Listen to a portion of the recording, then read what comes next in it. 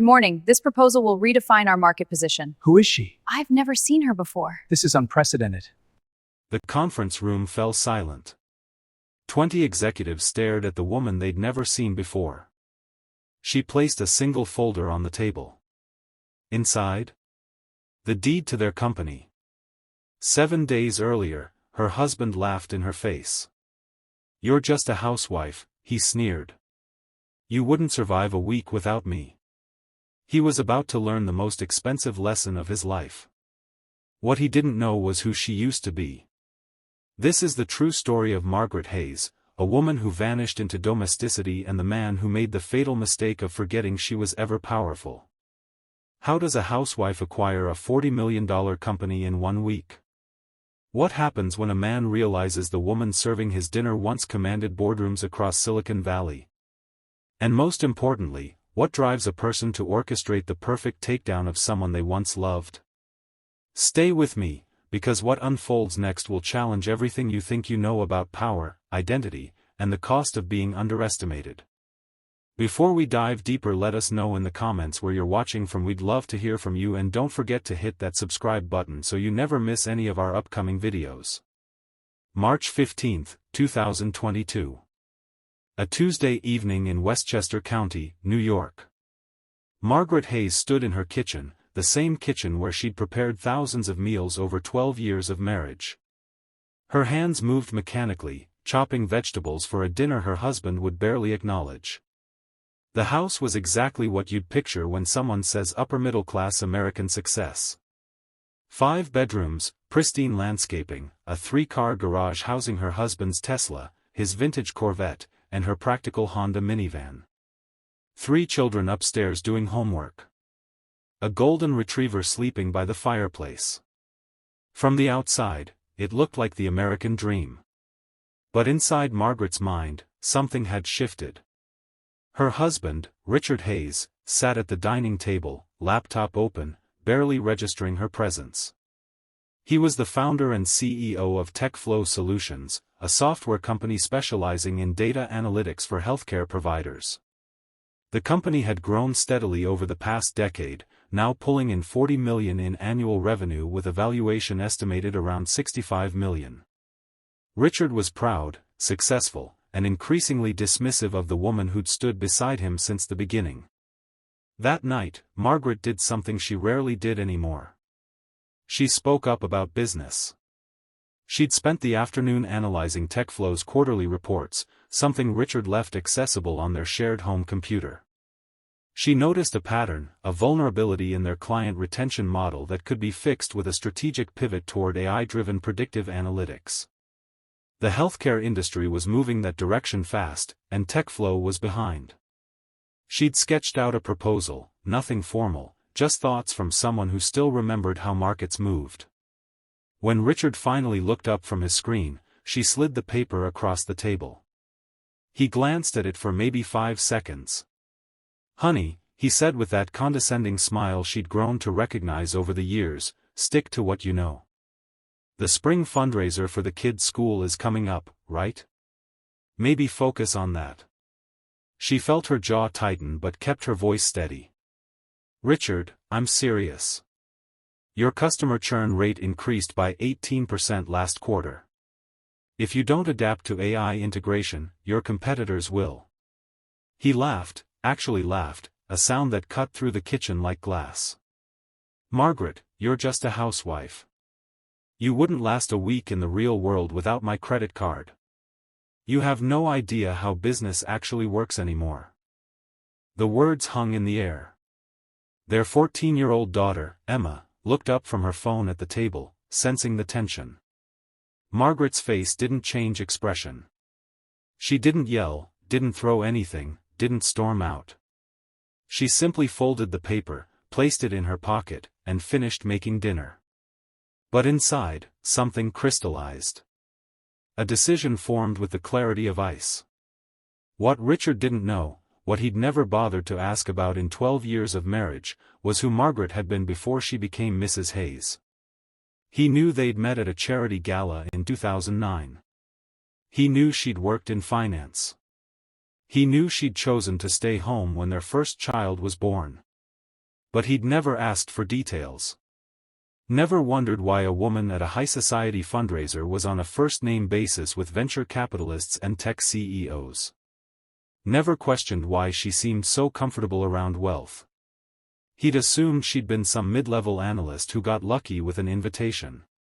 He'd never learned the truth. Margaret Chen, her maiden name, wasn't just in finance. By the age of 32, she'd been one of the most respected venture capitalists in Silicon Valley.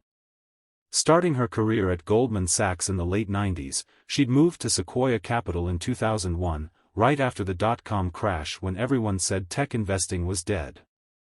She'd seen what others missed. While traditional investors fled, Margaret identified 3 startups with revolutionary potential. She led funding rounds that turned into legendary returns. One became a social media platform you've definitely used. Another revolutionized cloud storage. The third got acquired by Google for $2.3 billion. By 2007, she'd launched her own boutique venture fund, Chen Capital Partners, with $50 million from investors who'd made fortunes following her instincts. She was profiled in Forbes, invited to speak at Davos, courted by every major tech company for board positions. She had a penthouse in San Francisco, a network that could move markets, and a reputation for seeing 3 moves ahead of everyone else. Then she met Richard at that gala in Manhattan. He was charming, building something, full of dreams about changing healthcare technology. She was tired, honestly. Tired of the grind, the politics, the constant performances. When she got pregnant with Emma, she made a choice. She stepped back. Sold her stake in the fund to her partners for an amount she never disclosed to Richard, invested it quietly, and became a full-time mother.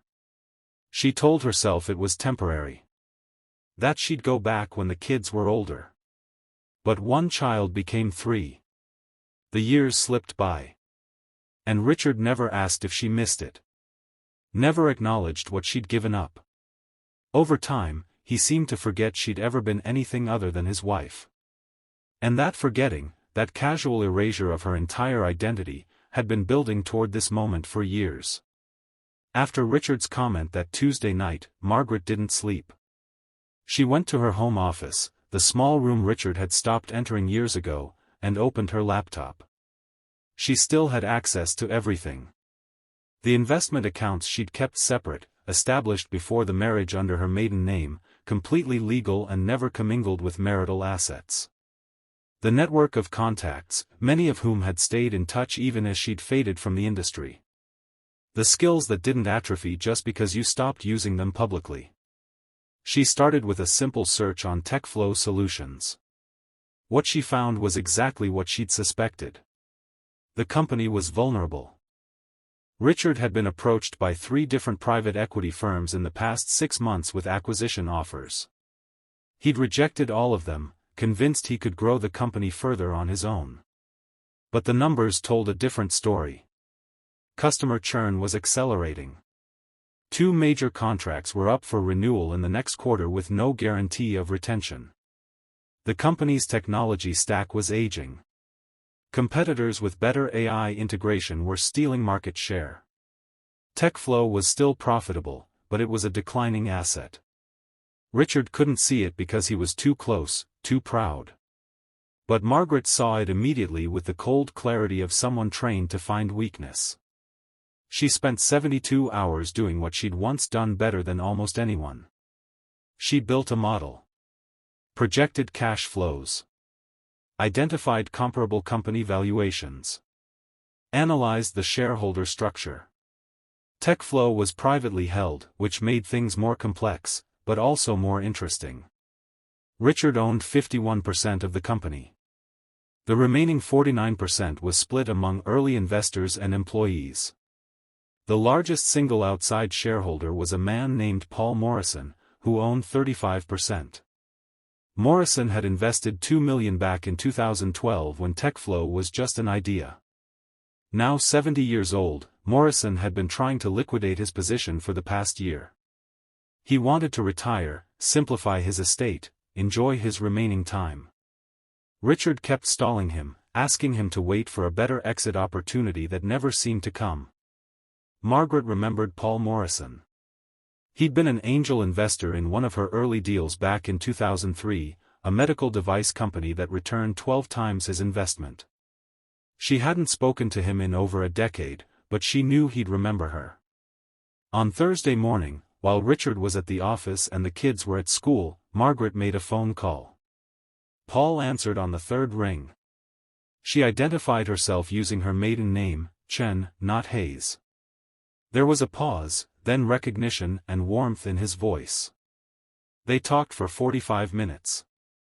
She asked about his family, his health, his plans. Then she made him an offer.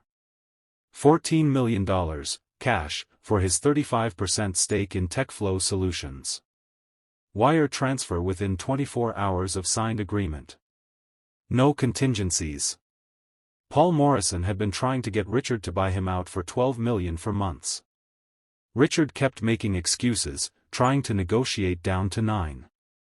Margaret's offer was $2 million more than he'd been asking for, immediate and unconditional. She explained her situation carefully. She was Richard's wife. This was completely legal. She was using assets established before the marriage. She wanted to be involved in the company's direction. Morrison was silent for a long moment, then asked the question she'd been expecting. Why? She told him the truth, or at least part of it. Because my husband forgot that I know how to do this. Because I'm tired of being invisible. Because I can turn this company around and he can't. Morrison appreciated honesty. He'd watched TechFlow's decline himself, grown frustrated with Richard's stubbornness. He agreed to the deal with one condition. He wanted to be there when Richard found out. Margaret smiled. That could be arranged. By Friday afternoon, the paperwork was signed. Margaret wired $14 million from an investment account Richard didn't know existed, funds that had grown from her venture capital exit 15 years ago. With Morrison's 35%, she now controlled a substantial voting bloc, but she wasn't finished. TechFlow had 6 smaller shareholders, employees, and early supporters who each owned between 2 and 4%. Margaret spent Friday evening and all day Saturday making calls.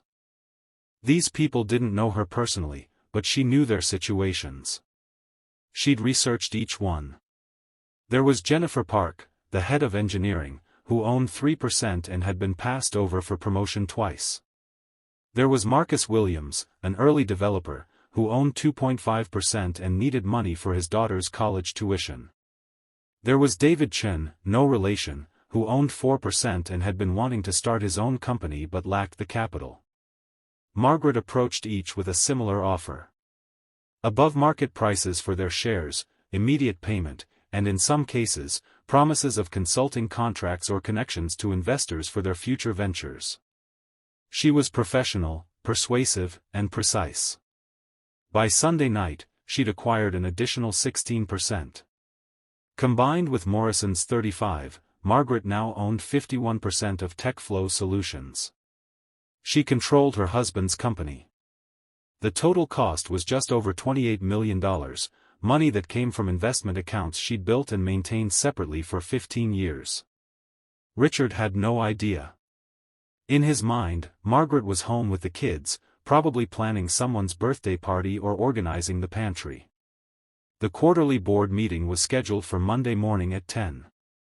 Richard had mentioned it casually over breakfast that Sunday, complaining about having to present numbers to people who didn't understand the business. Margaret had simply nodded, poured him more coffee, and asked if he needed his blue suit dry cleaned. Monday morning, Margaret woke at 5:30. She showered, then went to the back of her closet, past the yoga pants and casual sweaters she'd worn for years. She found the garment bag she hadn't opened in over a decade. Inside was a black Armani suit, tailored perfectly, the uniform of her old life. She put it on. It still fit. She styled her hair the way she used to, pulled back, professional. Light makeup, pearl earrings. When she looked in the mirror, she barely recognized herself. Or maybe she recognized herself for the first time in 12 years. Richard was already gone. He'd left for the office early to prepare. The kids were still sleeping. Margaret made breakfast for them, left notes about after-school pickups, kissed each one goodbye. Then she got in her minivan and drove to TechFlow headquarters in White Plains. She'd been to the office before, of course. Holiday parties, the occasional lunch drop-off.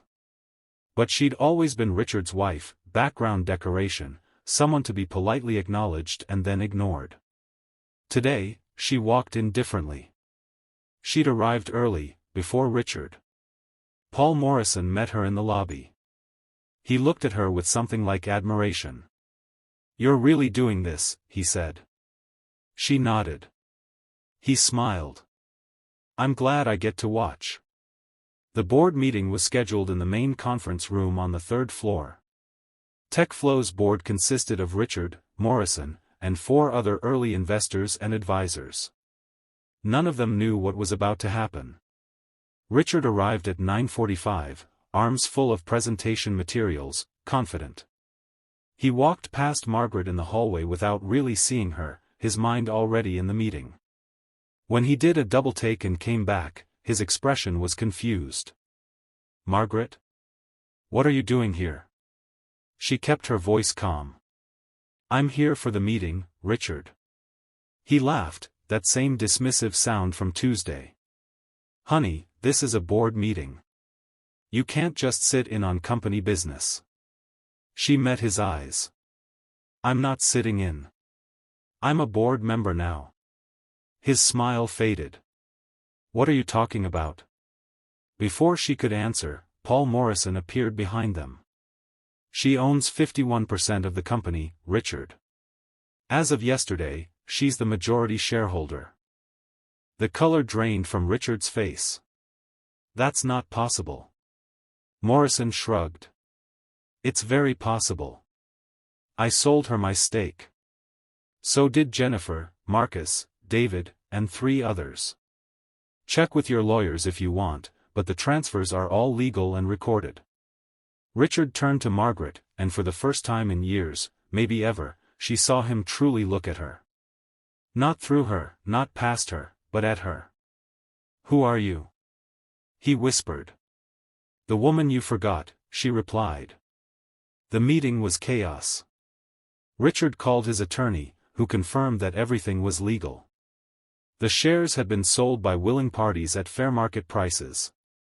Margaret had used funds that were solely hers, established before the marriage, never commingled. There was no fraud, no coercion. It was a perfectly executed acquisition. Richard's hands were shaking. "You can't do this. We're married. This is my company." Margaret sat at the head of the conference table, the position Richard usually occupied. "Actually," she said, "as majority shareholder, it's my company now. You own 49%. I own 51. Which means every major decision goes through me." Richard looked around the room at the other board members, looking for support. But these were business people. They understood what had just happened. Some looked uncomfortable. Some looked impressed. Paul Morrison looked delighted. Richard's voice rose. "Why? Why would you do this?" Margaret's expression didn't change. "You want to know why? Because on Tuesday night, I tried to help you. I showed you a real problem with your business model, something that could have saved you from declining revenues. And you laughed at me. You called me just a housewife. You told me I wouldn't last a week in the real world. So I decided to show you exactly how long I'd last." She opened her folder. Inside were documents, analysis, projections. 7 days, Richard. It took me 7 days to acquire your company. 7 days to do what you said I couldn't do. Now let me tell you what's going to happen next. You have 2 options. Option 1, you resign as CEO. I'll give you a severance package of $2 million and a consulting contract for 1 year if you want it. You can leave with your dignity mostly intact and tell people you're pursuing other opportunities. Option 2, you stay on as an employee. Not CEO. You'd report to whoever I hire to run this company. You'd have to earn your position, prove your value, and accept direction from people who actually know how to adapt to market changes. Your choice. Richard's face went from white to red. This is insane. I built this company. You've been out of work for 12 years. You don't know anything about healthcare technology. Margaret leaned forward. You're right. I don't know healthcare technology specifically. But I know business. I know market dynamics. I know when a company is headed for trouble because its leader is too arrogant to see the truth. Your customer churn is accelerating. Your technology is becoming obsolete. You've rejected good acquisition offers because of pride. In 2 years, this company will be worth half what it is today if nothing changes. I can fix that. You can't. She slid a document across the table. This is my 90-day plan. AI integration. Customer retention program. Strategic partnerships with 3 major hospital networks I still have connections with. Hiring a new CTO because your current one hasn't innovated in 5 years. The board members started reading. She watched their faces change as they saw the level of detail, the clarity of vision. This wasn't amateur work. This was professional-grade strategic planning from someone who'd done it at the highest levels. Jennifer Park, the head of engineering who'd sold Margaret her shares, spoke up. This is actually good. The AI integration plan especially. We've needed this for 2 years. Richard stared at her, betrayed. You knew about this? Jennifer shook her head. Not until she called me Friday. But Richard, she offered me 3 times what you've been saying my equity was worth. And she's right about the technology. We're falling behind. Richard looked around the room and saw it clearly for the first time. He'd lost. Not just the company, but the respect of the people who'd built it with him. He stood up, chair scraping loud against the floor. I need to talk to my lawyer. Margaret nodded. Take all the time you need. The offer stands for 48 hours. After that, I move forward with option 2 whether you like it or not. He left without another word. The remaining board members sat in silence for a moment. Then Paul Morrison started laughing, a deep belly laugh that broke the tension. Margaret Chenhays, he said, shaking his head. I should have known you'd come back eventually. People like you don't just disappear. She allowed herself a small smile. I didn't disappear, Paul. I was always here. People just stopped looking. Richard didn't come home that night.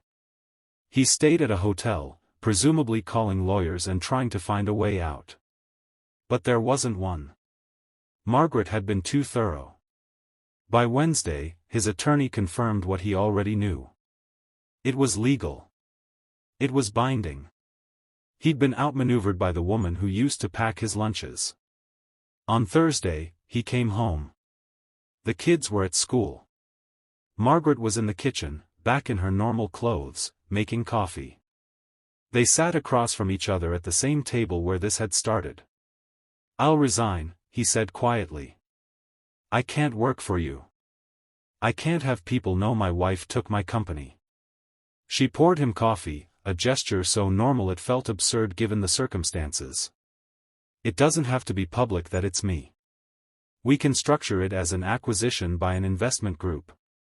Your pride can stay intact if that's what matters to you. He looked at her like he'd never seen her before. Who are you? She'd heard this question twice now. I'm Margaret Chen. I was one of the most successful venture capitalists in Silicon Valley before I met you. I funded companies you've heard of. I made people very wealthy. I walked away from it to raise our children because I thought partnership meant something. But partnership requires respect, Richard. It requires seeing the other person as an equal. You stopped seeing me years ago. He was quiet for a long time. I didn't know. You never told me. She felt the anger rise but kept it controlled. You never asked. In 12 years of marriage, you never once asked what I did before we met. You knew I worked in finance and you assumed that meant I was some assistant or analyst who got lucky. You never wondered why I understood your business conversations at parties. Why I could read a P&L statement faster than you. Why investors at events remembered my name. You didn't ask because it didn't matter to you. I was just your wife. Just a housewife. Richard put his head in his hands. What happens now? She slid divorce papers across the table. I filed this morning. The company is mine, acquired with premarital assets. The house, the cars, the shared accounts, will split fairly. You'll have joint custody of the kids. You'll be fine financially. But I'm done being invisible. He signed the papers that afternoon. The resignation was announced the following week. TechFlow Solutions was acquired by Chen Capital Holdings, a newly formed investment entity. The public story was that Richard was stepping down to pursue other ventures and that the company had been sold to a private equity group for an undisclosed sum. Very few people knew the full truth. Margaret hired a new CEO, a woman she'd worked with 15 years ago who specialized in healthcare technology turnarounds. She implemented every item in her 90-day plan. The AI integration attracted new clients. The customer retention program stopped the churn. Within 6 months, TechFlow was growing again. Within 18 months, revenue had doubled. In 2024, Margaret sold TechFlow Solutions to a major healthcare conglomerate for $95 million. She'd acquired it for $28 million and sold it for $95 million. A $67 million return in less than 2 years. She donated $30 million to organizations supporting women returning to the workforce after career breaks. She invested another $20 million in a new venture fund focused on companies founded by women over 40. The rest she kept for her children's futures and her own next chapter. Richard started a consulting company. It's doing moderately well. They share custody of the kids, who adjusted better than either parent expected. Emma, now 16, told her mother she wants to study business in college. She wants to be like her mom. Margaret asked which version. The housewife or the CEO? Emma said both. She said you showed her that women don't have to choose. They just have to refuse to be underestimated. This story raises questions that go beyond one marriage or one company. How many brilliant people are invisible because we've decided their value is limited to one role? How many housewives were once powerhouses? How many janitors have PhDs? How many quiet people in the background have skills and histories we never bother to learn about because we've already decided who they are? Margaret's story isn't really about revenge, though it might look that way on the surface. It's about the danger of assumption. Richard assumed his wife was incapable because she'd chosen domesticity. He confused a choice with a limitation. He mistook sacrifice for weakness. And here's what makes this story particularly relevant right now. According to research from the Harvard Business Review, over 2 million women in the United States left the workforce during the pandemic to handle childcare and home responsibilities. 2 million. Many of them were highly skilled professionals, managers, executives, people with MBAs and specialized expertise. They made a choice, often a forced choice, to step back. And the danger is that when they try to return, they'll be seen the way Richard saw Margaret. As people who've been out too long. Who don't understand how things work anymore. Who are just housewives or just stay-at-home parents. But skills don't evaporate. Intelligence doesn't fade. Strategic thinking doesn't disappear because you're helping with homework instead of analyzing markets. Margaret proved that. She'd been out of the game for 12 years and executed a flawless corporate acquisition in 7 days. Because the fundamentals don't change. Understanding people, leverage, timing, value, those are eternal skills. The tools might evolve but the thinking doesn't. What this story teaches us is simple but profound. Never underestimate someone based on their current role. The person making your coffee might have built companies. The parent volunteering at school might have connections that could change your life. The quiet person in the room might be quiet because they're so far ahead they don't need to prove it anymore. And if you're someone who's stepped back from your career, for children or aging parents or health or any reason, remember this. Your skills are still there. Your network is still there. Your ability to execute is still there. It's waiting for the moment you decide to use it again. Margaret didn't spend 12 years planning revenge. She spent 12 years being a mother, and that was real and valuable.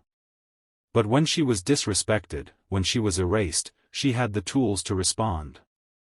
Not everyone will buy their spouse's company. That's not the point. The point is that you're never just one thing. You're the sum of everything you've ever learned and done and been. Richard made a classic mistake. He confused his wife's choice to prioritize family with an inability to do anything else. He saw someone who served him dinner and assumed she was incapable of serving him papers. He watched her pack school lunches and forgot she used to structure $50 million deals. And that forgetting cost him everything he'd built. There's a broader lesson here about respect in relationships. Partnership means seeing your partner fully. Knowing their history. Valuing their contributions, whether those contributions are financial or domestic or emotional. Richard never asked Margaret about her past because he didn't think it mattered. But everyone's past matters. It shapes who they are, what they're capable of, what they might do if pushed too far. Some people have criticized Margaret's response. They say it was too harsh. That humiliating Richard publicly, even if it wasn't technically public, was cruel. That she could have just divorced him quietly and moved on. Maybe that's true. But I think there's something else happening here. For 12 years, Margaret had made herself smaller. She'd hidden her abilities to make her husband feel secure.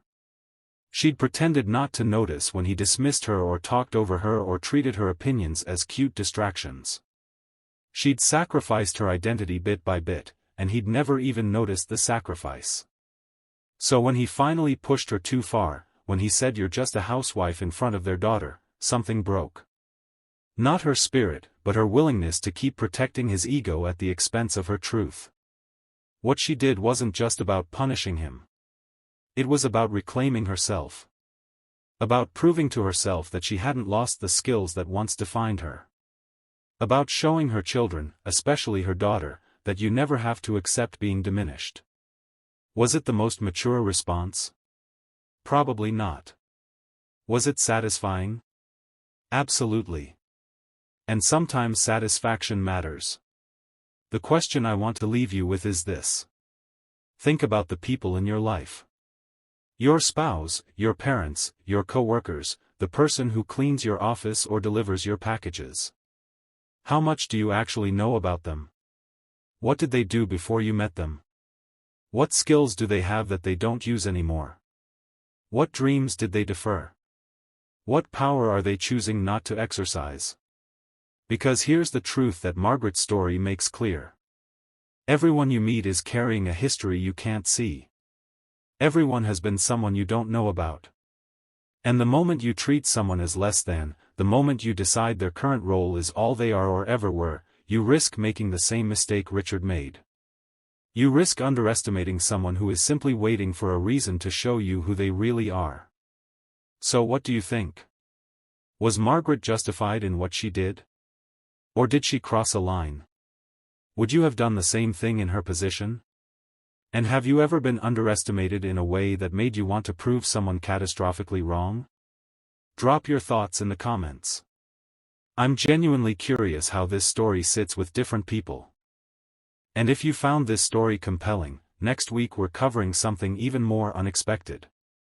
The case of a high school janitor who quietly became a millionaire and left a $7 million endowment when he died. How did he do it? Who knew about his secret? And what does his story teach us about assumptions and visible wealth?